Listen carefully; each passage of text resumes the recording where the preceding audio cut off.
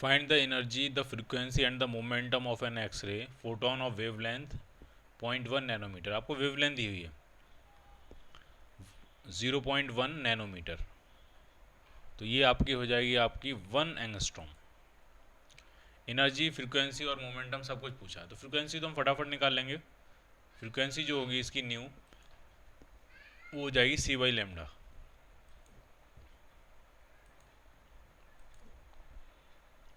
और लेमडा कितना, 1 एंगस्ट्रॉम यानी 10⁻⁻10। तो ये कितना हो गया, ये आपका हो गया 3 × 10⁻18 हर्ट्ज फ्रीक्वेंसी। एनर्जी निकाल लें, एनर्जी हम ऐसे निकाल सकते हैं, एनर्जी कितनी होती है एच सी बाई लेमडा। तो अगर वेवलेंथ अगर आप एंगस्ट्रॉम में पुट करो तो एच सी की जो वैल्यू आती है, अगर हम एनर्जी को इलेक्ट्रॉन वोल्ट में चाहते हैं तो एच सी की जो वैल्यू आती है वो होती है 12375 अपॉन, अगर वेवलेंथ हम किस में पुट करें, एंगस्ट्रॉम में, तो ये जो आएगा आंसर वो आपका इलेक्ट्रॉन वोल्ट्स में आता है। कितना आ जाएगा, 12.375 किलो इलेक्ट्रॉन वोल्ट, ये उसकी एनर्जी हो जाएगी। चाहो तो एनर्जी जूल में भी फाइंड कर सकते हो, एच की जो वैल्यू होती है वो पुट करेंगे, सी की वैल्यू पुट करेंगे और वेवलेंथ पुट करेंगे मीटर्स में, तो ई किस में आ जाएगा, जूल्स में। ठीक, वो भी हम फाइंड कर सकते हैं। उसके बाद आया मोमेंटम। तो किसी फोटोन का जो मोमेंटम होता है वो होता है ई बाई सी। ई बाई सी का मतलब कितना हुआ, ये एच बाई लेमडा। तो आप एच की वैल्यू पुट कर दो, लेमडा की वैल्यू पुट कर दो, तो मोमेंटम मिल जाएगा। और अगर हम ऐसा यूनिट में चाहते हैं मोमेंटम, तो एच की वैल्यू पुट करेंगे 6.6 × 10⁻34 अपॉन वेवलेंथ जो है वो 1 एंगस्ट्रॉम है यानी 10⁻10। तो जो मोमेंटम आ गया वो आपका आ गया 6.6 × 10⁻24।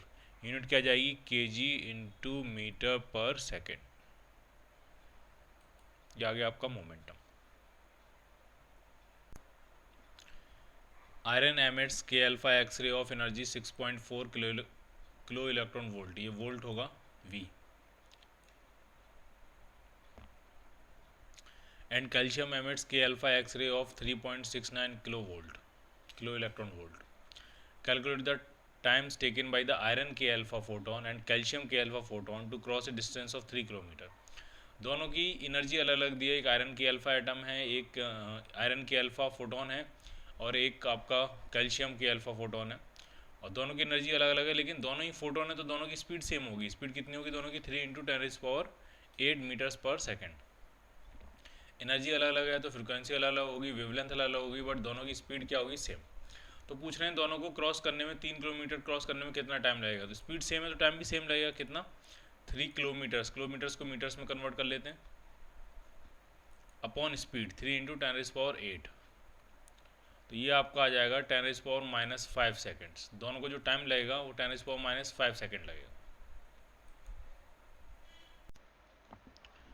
Find the cut off wavelength for the continuous x rays coming from x ray tube operating at 30 kilovolt. तो ये एसिलेटिंग पोटेंशियल दिया है, कितने पोटेंशियल से इलेक्ट्रॉन्स को एसिलेट कर रहे हैं, 30 किलो वोल्ट। और जब वो इलेक्ट्रॉन्स हिट करेंगे तो cut off wavelength, minimum wavelength कितनी प्रोड्यूस होगी एक्सरे की, वो आपसे पूछ रहे हैं। तो कितनी एनर्जी आ जाएगी उनके पास, उन इलेक्ट्रॉन्स के पास, तो वो आ जाएगी 30 किलो इलेक्ट्रॉन वोल्ट। अगर 30 किलो वोल्ट से एक इलेक्ट्रॉन को एसिलेट कराएंगे तो कितनी एनर्जी गेन कर लेगा, 30 किलो इलेक्ट्रॉन वोल्ट। और वो पूरी की पूरी एनर्जी किस में कन्वर्ट हो जाएगी, फोटोन में, तब मिनिमम वेवलेंथ प्रोड्यूस होगी। तो लैम्डा मिनिमम जो आ रहा है वो आपका आ रहा है H C by energy 30 kilo electron volt यानी 30,000 इलेक्ट्रॉन वोल्ट। तो एनर्जी को अगर हम इलेक्ट्रॉन वोल्ट्स में ही रहने दें, जूल में ना पुट करें, और एस सी की वैल्यू हम पुट करें 12375, तो जो वेवलेंथ आएगी वो आपके एंगस्ट्रॉम में आ जाएगी।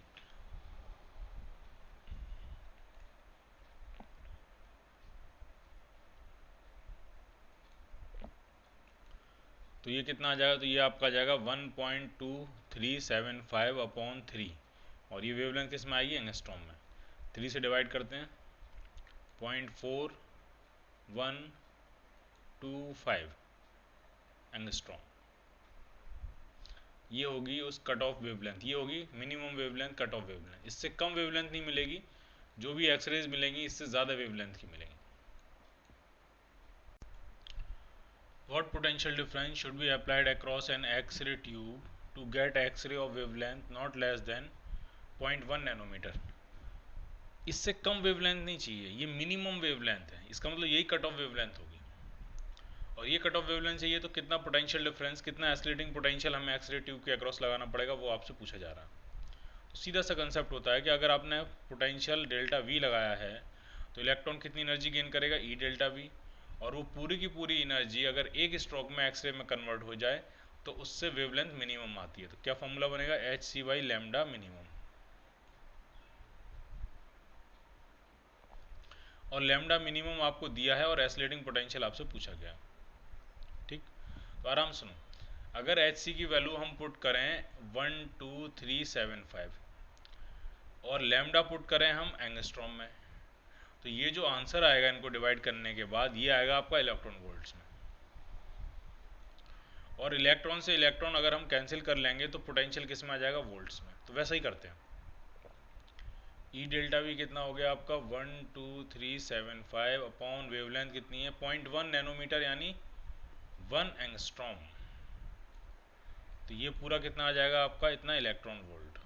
इलेक्ट्रॉन से इलेक्ट्रॉन कैंसिल आउट हो गया तो जो पोटेंशियल डिफरेंस आया आपका वो आपका आ जाएगा 12.375 किलो वोल्ट। ये पोटेंशियल डिफरेंस होगा। फिर पूछ रहे हैं what is the minimum energy of photon of this x ray. Minimum energy, sorry maximum energy, minimum energy तो बहुत कम हो सकती है, मैक्सिमम एनर्जी। तो अगर वेवलेंथ मिनिमम है तो एनर्जी क्या होगी, मैक्सिमम। और कितनी होगी वो होगी H C by lambda. Wavelength minimum की करस्पॉन्डिंग एनर्जी क्या होगी, मैक्सिमम। और कितनी होगी वो, H C by lambda minimum. H C कितना होता है 12375 अपॉन वेवलेंथ थी 1 एंगस्ट्रॉम। तो ये जो एनर्जी आएगी इलेक्ट्रॉन वोल्ट में वही पुरानी फिर से लौट के आ जाएगी। तो कितनी आ जाएगी 12.375 किलो इलेक्ट्रॉन वोल्ट। इतनी एनर्जी होगी उस फोटोन के पास। The X-ray coming from a Coolidge tube has a cut off wavelength of 80 picometre. Cut off wavelength दी है, लैम्डा मिनिमम दिया आपको। Find the kinetic energy of electrons hitting the target. तो जो कट ऑफ वेवलेंथ जिस photon की है, जिस एक्सरेस की है, उसी की जो एनर्जी होती है वही आपकी इलेक्ट्रॉन्स की एनर्जी होती है। क्योंकि जब इलेक्ट्रॉन अपनी पूरी एनर्जी एक ही कोलिजन में एक्सरे में कन्वर्ट कर देता है तो उसी एक्सरे को हम कट ऑफ वेवलेंथ कहते हैं। उसी एक्सरे की वेवलेंथ को हम क्या कहते हैं, कट ऑफ वेवलेंथ। उसकी एनर्जी मैक्सिमम होती है, वेवलेंथ मिनिमम होती है।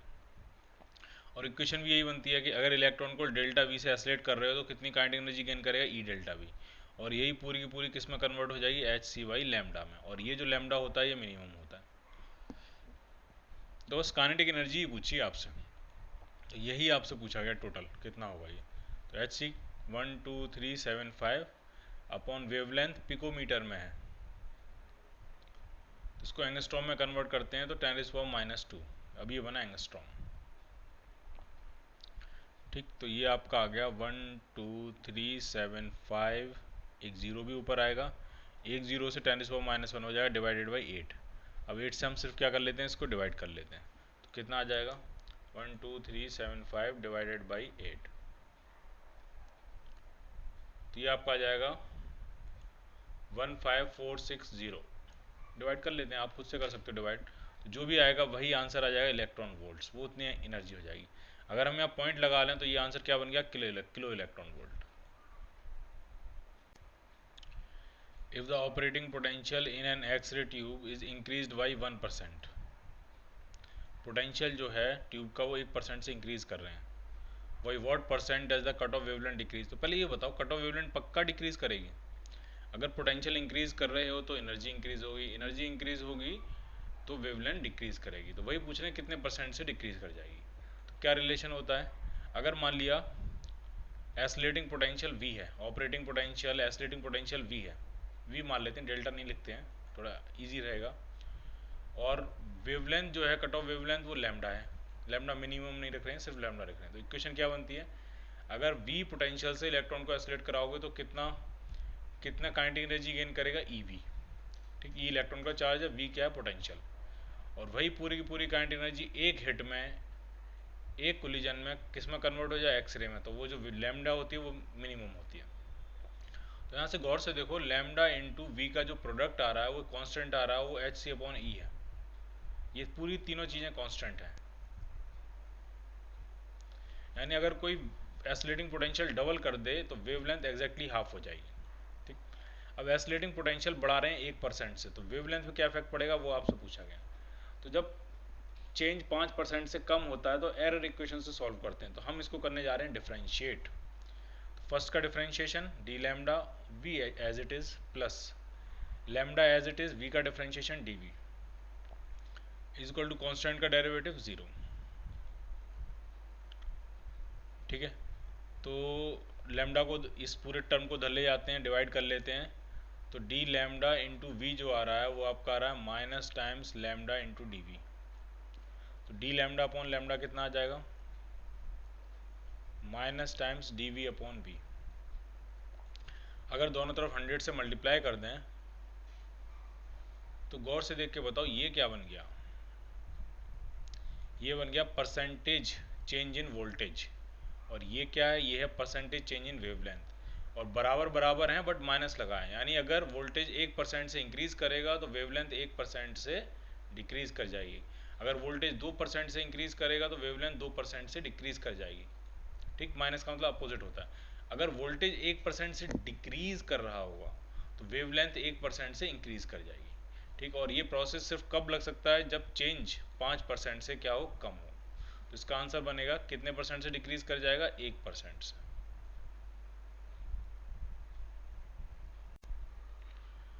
The distance between the cathode filament and the target. Cathode और टारगेट के बीच की डिस्टेंस दी है, ये कैथोड फिलामेंट होगा और यहाँ पे टारगेट होगा, इसके बीच का सेपरेशन दिया आपको, कितना दिया, 1.5 मीटर्स। और कट ऑफ वेवलेंथ दी है, तो कट ऑफ वेवलेंथ से क्या हम पोटेंशियल डिफरेंस फाइंड कर सकते हैं कि कितना पोटेंशियल डिफरेंस होगा फिलामेंट और टारगेट के बीच में, बिल्कुल।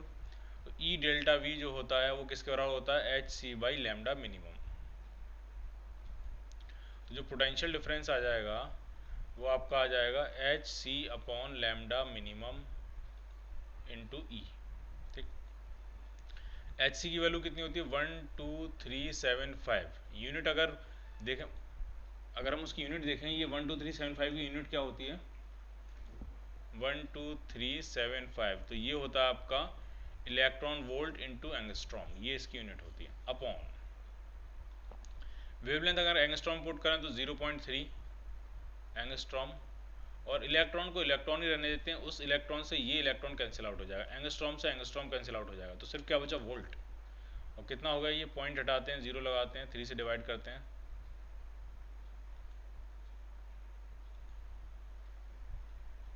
इतने वोल्ट, ये होगा पोटेंशियल डिफरेंस। ठीक, तो इलेक्ट्रिक फील्ड पूछ रहे हैं, इलेक्ट्रिक फील्ड कितना होगा, तो जो इलेक्ट्रिक फील्ड होता है वो होता है potential difference upon distance, delta we by delta R. और माइनस भी होता है, वो ये बताता है कि इलेक्ट्रिक फील्ड की डायरेक्शन हायर पोटेंशियल से लोअर पोटेंशियल की तरफ होगी। ठीक, तो कितना पोटेंशियल डिफरेंस है, इतना, और डिस्टेंस कितनी है, 1.5 मीटर। तो इलेक्ट्रिक फील्ड की जो स्ट्रेंथ आ जाएगी आपकी, वो आ जाएगी 41250 अपॉन 1.5। इसको हम डिवाइड कर लेंगे और वो आपको इलेक्ट्रिक फील्ड मिल जाएगा। देखते हैं कितना आएगा, 41250 डिवाइडेड बाई 1.5। कैलकुलेशन आप खुद करो, बेहतर है। तो ये आपका आ जाएगा 27,500 वोल्ट पर मीटर।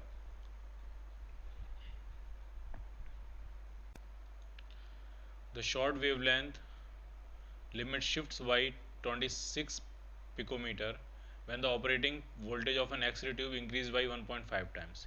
अगर वोल्टेज को 1.5 गुना कर देते हैं तो जो वेवलेंथ है वो कितने से चेंज हो जाती है, 26 पिकोमीटर से। तो ओरिजिनल वैल्यू पूछी ऑपरेटिंग वोल्टेज की, तो सिंपल है, मान लिया ओरिजिनल वोल्टेज V है और वेवलेंथ लैम्डा है, तो इक्वेशन क्या बनेगी, lambda is equal to H C upon E V. अब हम वोल्टेज को क्या कर रहे हैं, वोल्टेज को 1.5 टाइम से इंक्रीज कर रहे हैं ओरिजिनल वैल्यू, तो नया वोल्टेज कितना हो जाएगा, 3V/2, और नई वेवलेंथ मान लिया होगी लैम्डा डैश। तो नई वेवलेंथ क्या बनेगी, lambda dash is equal to H C over E, V की जगह क्या लिखेंगे, 3V/2, तो ये 2 ऊपर आ जाएगा। ठीक, तो वोल्टेज आपने बढ़ाया तो वेवलेंथ कम हो गई होगी, तो जो शिफ्ट इन वेवलेंथ आया यानी लैम्डा माइनस लैम्डा डैश जो आया है वो आपको दिया 26 पिकोमीटर। अगर एंगस्ट्रॉम में पुट करेंगे तो 0.26 एंगस्ट्रॉम आ जाएगा। ये लैम्डा कितना है, H C upon E V, और लैम्डा डैश कितना है, H2/3 H C upon E V is equal to 0.26 angstrom. इसमें से इसको माइनस करोगे तो 1/3 times H C upon E V बचेगा, 0.26 एंगस्ट्रॉम। ठीक, अब जरा ढंग से देखो, एच सी की जो वैल्यू होती है वो होती है आपकी, नीचे ई वी रहने देते हैं, एच सी की जो वैल्यू होती है वो होती है 12375 और यूनिट होती है इलेक्ट्रॉन वोल्ट इंटू एंगस्ट्रॉम। ठीक है, electron volt into angstrom is equal to 0.26 angstrom. अब इस इलेक्ट्रॉन से तो इलेक्ट्रॉन कैंसिल आउट हो जाएगा, इस वोल्ट से वोल्ट मत कैंसिल कर देना, ये वोल्ट है और ये पोटेंशियल है, वोल्टेज है वी, ये यूनिट का वी है और ये वैल्यू का वी है। ये जो वी है ये वोल्ट नहीं है, ये है वोल्टेज कि कितना वोल्टेज है। इसको आप चाहो तो वी नॉट लिख सकते थे। ठीक, तो ये यहाँ वी नॉट हो जाएगा, तो ये यहाँ वी नॉट हो जाएगा, ये यहाँ वी नॉट हो जाएगा, यहाँ वी नॉट, यहाँ वी नॉट, यहाँ वी नॉट। ठीक है, तो ये है वी नॉट। ई से ई कैंसिल आउट हो जाएगा, एंगस्ट्रॉम से एंगस्ट्रॉम कैंसिल आउट हो जाएगा, तो वी नॉट को अगर हम इधर लेके जाएं तो वी नॉट आपका आ गया 12375 अपॉन 3 इंटू 0.26 और ये वाला वोल्टेज रह जाएगा, वोल्ट। इतना होगा एस्लेटिंग पोटेंशियल। जरा सॉल्व करते हैं, कितना आएगा, 12375 डिवाइडेड बाई 3 डिवाइडेड बाई 0.26, तो ये आपका आया 15,865 पॉइंट समथिंग 0.4 वोल्ट। तो ये आप क्या कह सकते हो, 15.8 kilo volt, 15.8 kilo volt. Clear? The electron beam in color TV is oscillated through 32 kilovolt and then strikes the screen. What is the wavelength of the most energetic X-ray photon? Most energetic X-ray photon की wavelength पूछिए। Energy अगर maximum है तो wavelength क्या होगी, minimum. और क्या होती है, E into delta V is equal to होता है H C by lambda. E into delta V, तो लेमडा अगर आपसे पूछा जाएगा तो कितना आ जाएगा, H C upon E delta V. सारी वैल्यू पुट करते हैं, एच सी कितना होता है 12375 और यूनिट क्या होती है इसकी, electron volt into angstrom upon E, और पोटेंशियल कितना दिया है 32,000 वोल्ट। ई से ई कैंसिल, अब आप वोल्ट से वोल्ट कैंसिल कर सकते हो और ये कितना आ जाएगा 12375 अपॉन 32,000 और यूनिट किस में आएगी, एंगस्ट्रॉम में। इसी की वेवलेंथ पूछी गई है, तो जरा देखें कैलकुलेट करके कितना आएगा ये 12375 डिवाइडेड बाई 32,000, तो ये आपकी आएगी 0.39 एंगस्ट्रॉम। चाहो तो आप इसको ले सकते हो 39 पिकोमीटर।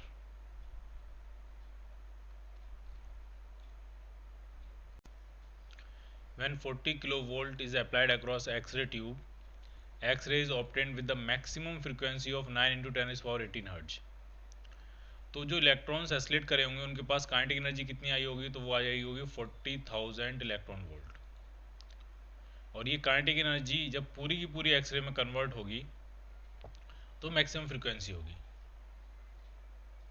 ठीक, और वो जो मैक्सिमम फ्रीक्वेंसी होगी वो आपको वैल्यू दिया है 9 इंटू 10 इज पावर 18 हर्ट्ज। तो प्लैंक कांस्टेंट पूछा है, तो इस एनर्जी को ऐसा करते हैं, ऐसा यूनिट में लिखते हैं, तो ये हो जाएगा 40,000 इलेक्ट्रॉन वोल्ट का मतलब 1.6 into 10 is power minus 19 joule. और यही किसके बराबर होगा, एच न्यू, और न्यू कितना है, न्यू दिया आपको 9 इंटू 10 इज पावर 18 हर्ट्ज। तो यहाँ से जो एच आएगा वो आपका ऐसा यूनिट में आएगा, जूल इंटू सेकेंड। हर्ट्ज मतलब क्या होता है, पर सेकेंड, तो सेकेंड से इधर मल्टीप्लाई करेंगे तो जूल इंटू सेकेंड, तो एच कितना आ जाएगा आपका